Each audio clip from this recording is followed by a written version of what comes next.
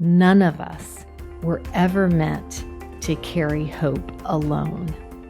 Radical hope doesn't ask you to ignore reality. It asks you to believe you are part of shaping what comes next. Welcome to Oxygen for Educators, part of the Ripple Maker Project. I'm one of your hosts, Michelle Kinder. It's our hope to bring you thought-provoking, unscripted conversations full of actionable ideas to fuel your important work in the world. Thanks for tuning in. This space is for you. Welcome. I'm Michelle Kinder, and in addition to the long-form interviews that you've become accustomed to from us, we're going to start sprinkling in some shorter form episodes that are designed to explore ideas and strategies with you and ultimately lighten your load. We're going to call this series Radical Hope, Inner Work with a Ripple Effect. It's designed to hopefully offer you a bit of a roadmap for inner work that radiates outward, improving your well-being, and then extending out to your families, your communities, your coworkers, and ultimately, of course, the students. Anytime you hear a series called Radical Hope and you're living in especially challenging times, it might feel a little nails on the chalkboard. So we want to say out loud that we're going to be very intentional and careful not to ignore the real and mounting challenges that you face, and enter into these complex waters in a way that feels like unicorns and rainbows. We want to have a conversation about strategies and concepts that might empower you to navigate these real and mounting challenges. What we're not doing is ignoring that they exist. It's also important to say out loud that we're offering ideas in this series humbly, traveler to traveler, and we invite you to notice when you hear something that we share that resonates with your inner knowing. We want you to let that spark move you forward in terms of an action you might take, a person you might reach out to, a book you might pick up, whatever feels like inspired action from you based on that spark. So today being the first episode in the series, what we want to focus on is how radical hope involves a delicate balance between holding realism and possibility.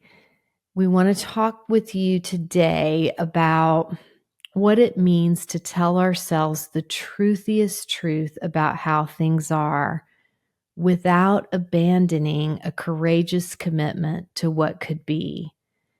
How do we nurture the imagination and bravery to stay present with what is while also listening for what's trying to be born? Maybe there's a metaphorical midwife in each of us, bearing witness to the pain, but also to the potential.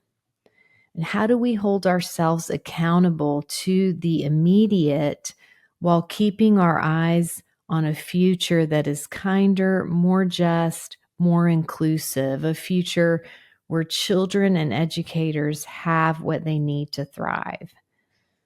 One thing we can do is recognize that radical hope isn't a feeling.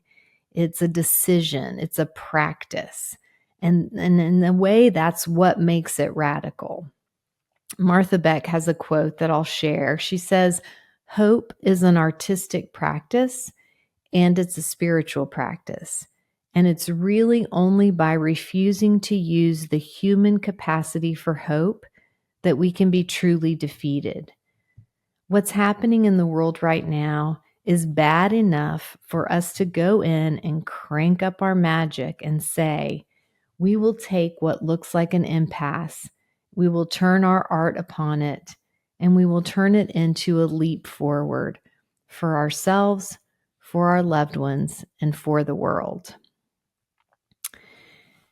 I want to share 3 concepts with you related to this notion of holding realism and possibility at the same time. The first comes from psychologist Charles Snyder, who developed hope theory. And basically, it's the notion that hope is not fluffy, it's a skill. His hope theory is a research-based framework that defines hope as a cognitive process, one that can be taught, nurtured, and applied. There are 3 parts to his process. The first is goals. He encourages us to get super clear about what we actually want. What do I want is the guiding question there. He also offers another question. What's one small thing I want to improve or experience differently this week? You could even set a timer and just either think about that or write about that for 60 seconds, 5 minutes, 3 pages, whatever feels right to you. But just try to kind of clear the cobwebs, clear everyone else's opinion, and connect with your deepest, truest self and voice in this notion of what do you actually want. The second piece of his research says that we have to lean into robust pathways thinking. How will I get there? What do I want as step 1? How will I get there? And he encourages us to strengthen our capacity to note what's our plan A. If plan A doesn't work, what would plan B be? What would plan C be? So first, what do I want? Second, how will I get there? The third part of hope theory is agency thinking. This notion of I can do it. The reflection questions he offers are what's one step I can take today? Or what has helped me in the past when dealing with a similar situation? So just to review, goals, what do I want? Pathways thinking, how will I get there? And then agency thinking, a belief that I can do it. High hope individuals are not blindly optimistic. They're flexible, resourceful, and persistent.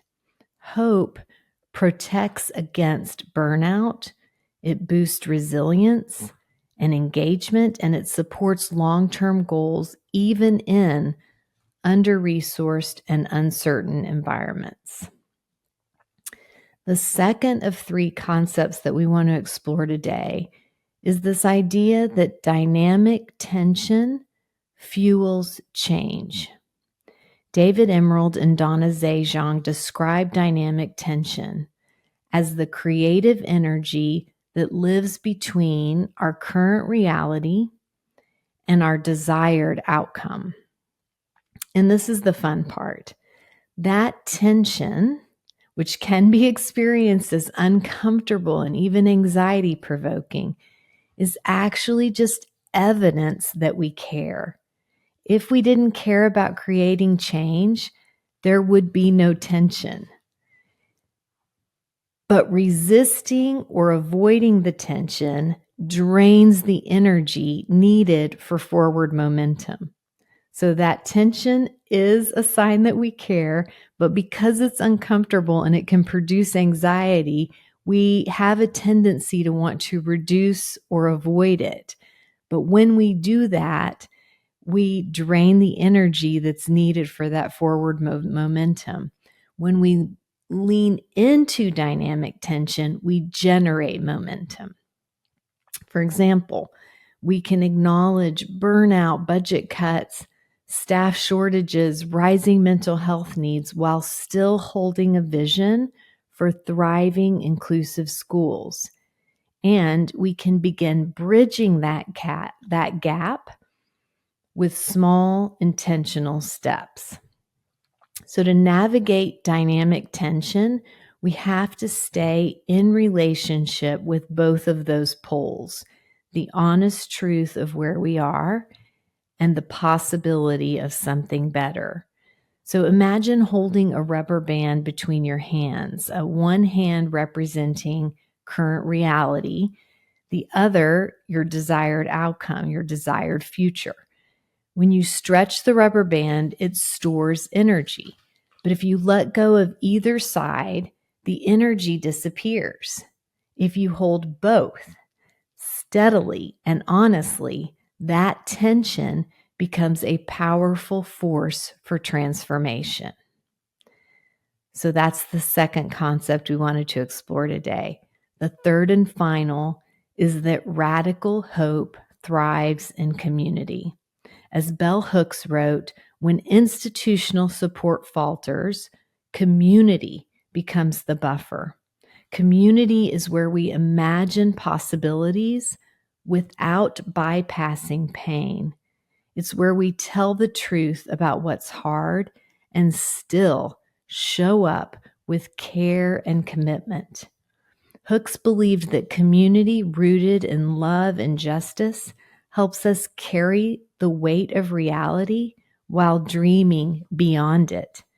It offers a mirror and a form of accountability, reminding us we're not alone and inviting us into a vision bigger than our own exhaustion.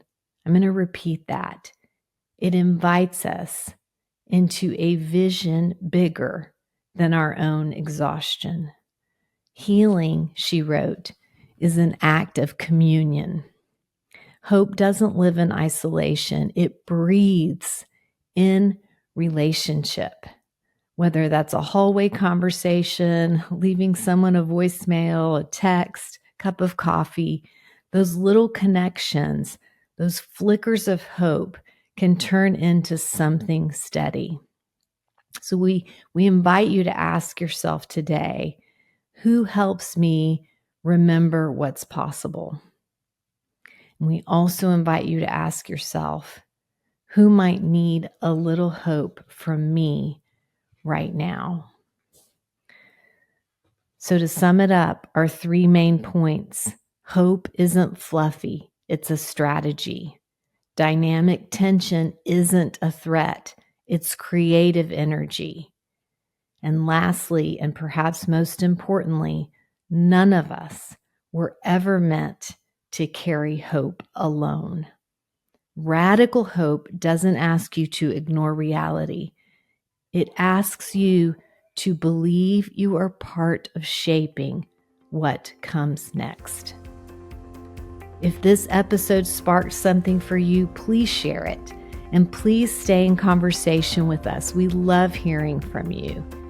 Thank you so much for listening. Until next time.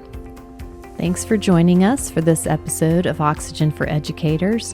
Please like, share, and follow, and if inclined, leave us a 5-star review so that we can keep making content for you. Let us hear from you if you know someone we should interview or a topic we should cover.